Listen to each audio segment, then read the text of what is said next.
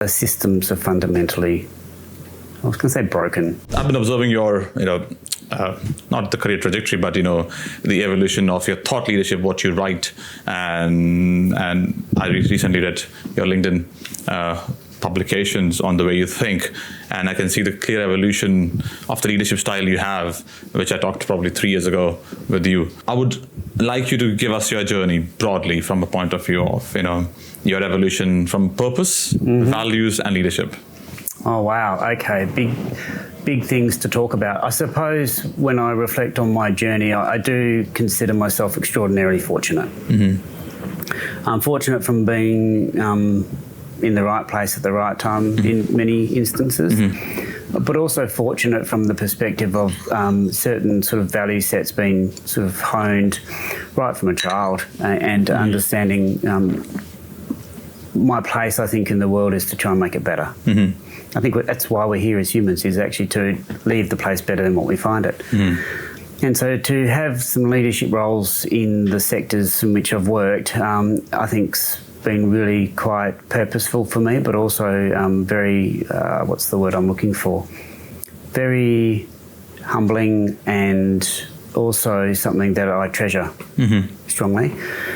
The ability to be able to, whether it's be a voice for somebody who doesn't have the power of that voice, or to look after somebody who needs some care in that moment, or indeed to look after someone else's child. There is no better privilege in life than that. And then to be able to try and make sure that we lead in the way where we have this collective of people all trying to make the community better is something really important for me.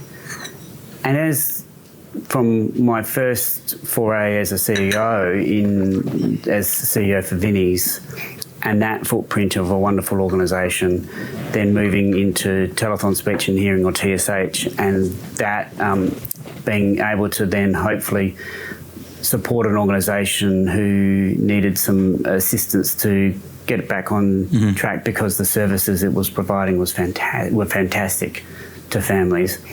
To then be able to take some of those histories, whether it's the housing interface at Vinnie's and before, or the therapy side of things for kids, understanding the disability space and the housing space and the health space in different ways, and then bringing that together within a group setting where we can sit there and go, we've got these skills and we can see their needs in the community. How do we use our skills really well, and how do we actually then do that in a way where we are the partner that people want to work with? How do we do that without ego?